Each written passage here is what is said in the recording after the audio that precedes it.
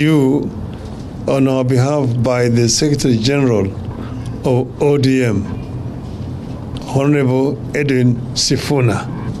Karibu Mheshimiwa. Thank you, Excellency. Good afternoon, everyone.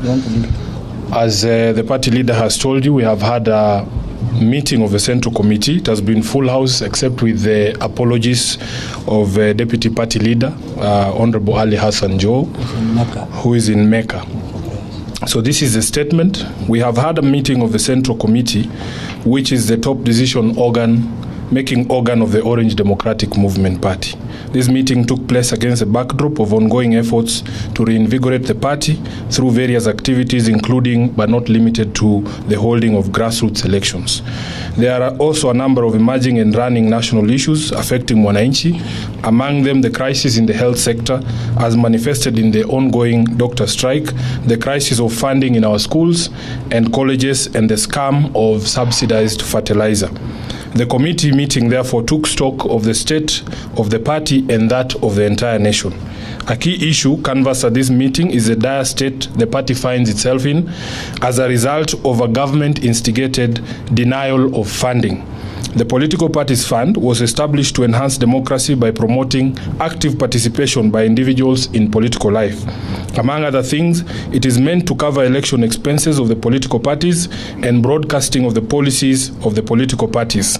Unfortunately, this fund has become the death knell of parties it was meant to support. Since coming to office, the Kenya Kwanza regime has pursued a deliberate policy of denying funds to political parties, effectively crippling their operations. Key activities, including the planned elections, party elections, become challenging to plan and execute because of the regime's refusal to release funds to political parties. Clearly, the aim is to kill all political parties except UDA.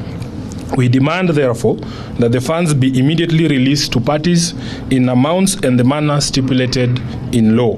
Be that as it may, the committee has resolved to kick off the party grassroots elections on the 27th of April 2024. The exercise will be staggered as follows. On the 27th, we shall have the exercise in 3 counties, namely Kwale, Busia, and Siaya. Then on the 29th, we shall have grassroots elections happening in Kajiado, Migori, and Wajir counties.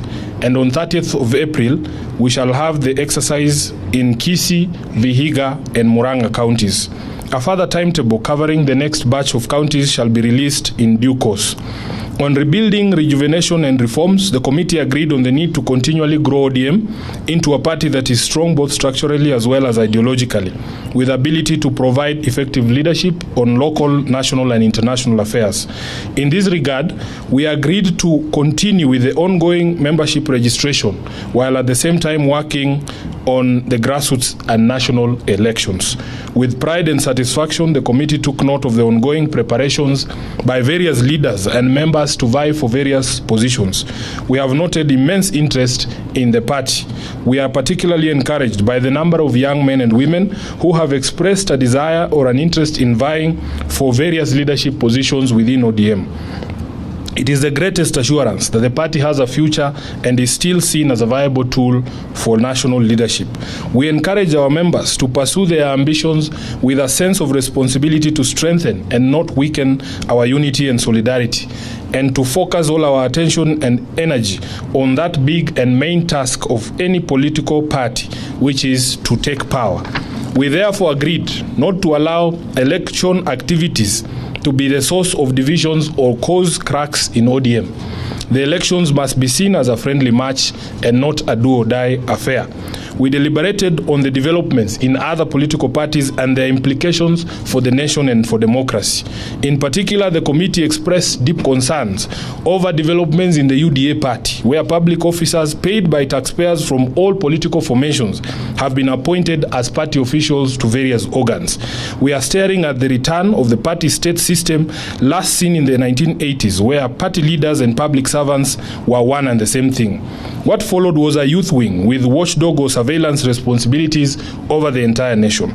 We take the position that this development is wrong. It is a recipe for chaos and dictatorship and partisanship in the management of public affairs. Consequently, we demand that all those people who have been named as UDA officials must immediately resign from public service. There is no way they will serve two masters, the public and the UDA party. The meeting further noted with concern what appears to be coordinated attempts to derail the implementation of the NADCO report. It is becoming apparent that some, if not all, of these court cases are state-sponsored. If indeed elements in the regime are having second thoughts regarding proposals they signed onto out of their own volition, they should come out clearly to say so instead of sponsoring these cases in court. On funding of education, we are of a view that the government is taking teachers, parents and learners for a ride. To date, the government has not submitted capitation for Form 1s, even as they move to the second term.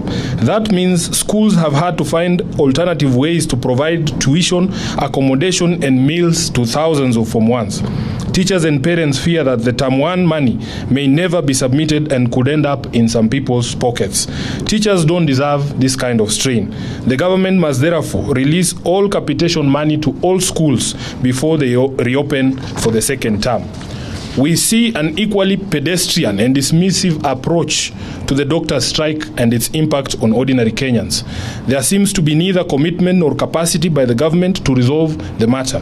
We take the position that government must immediately respect and implement the 2021 court ruling which directed the Ministry of Health and the 47 county governments to implement the basic salary as per the agreed, signed and registered collective bargaining agreement of 2017-2021. In line with the demands of the striking doctors, the government must ring-fence health finances by operationalizing the Facility Improvement Fund. We support the call by doctors for the government to allocate at least 15% of its budget to health and to devolve the resources to the counties. We equally support calls by doctors for annual and incremental recruitment of doctors and other healthcare workers until the country attains the recommended levels of staffing for various levels of facilities. That is what the government does with teachers, police and military. Finally, we have reviewed one of the most dubious scandals running in the country currently, the scandal of fake fertilizers being distributed to farmers by government agencies and also being disowned by those same agencies within government. It is a scam that goes to the heart of our very survival as a nation. Coming right in the middle of the planting season, the presence and distribution of fake fertilizer and seeds is nothing more than economic sabotage. We therefore reiterate that heads must roll. Officers at the Ministry of Agriculture and those at the Kenya Bureau of Standards and the National Cereals and Produce Board, who have direct responsibility for fertilizer, seeds and certification, must immediately quit their positions and pave way for proper and professional investigations. Those found to be responsible for these criminal activities of supplying fake seeds and fertilizer must be charged with sabotage and engagement in organized criminal activity. The government must immediately devise new ways to procure, secure and distribute quality fertilizer and seeds to farmers who are running out of time. We reiterate that in view of the current delays and confusion over fertilizers, the prices of a product to be subsidized further and reduced from the current 2,500 for a 50 kg bag to 1,500 as a show of remorse and apology and respect to our farmers. That is the end of the statement. I am sure it is clear and there will be no questions. Perfect. Luka which?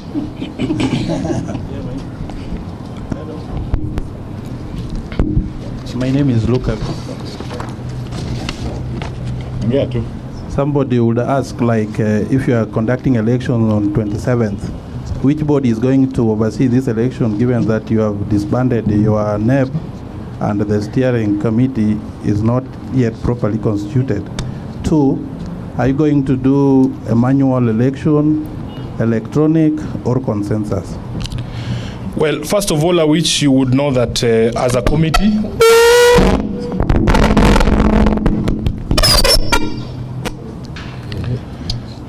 Yes, the Central Committee did propose certain changes to election management within the party.